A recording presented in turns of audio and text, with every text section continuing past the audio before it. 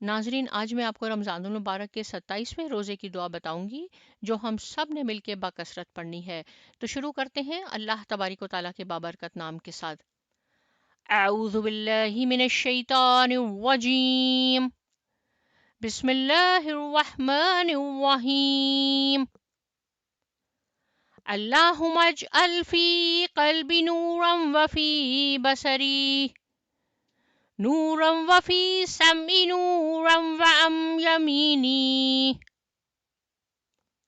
نورا وعن یساری نورا وفوقی نورا وتحتی نورا وامامی نورا وخلفی نورا واجعل لی نورا وفی لسانی نورا وعصبی نورا ولحمی نورا ودمی نورا وشعری نورا وبشری نورا واجعل فی نفسی نورا وعازم لی نورا اللہم آتنی نورا۔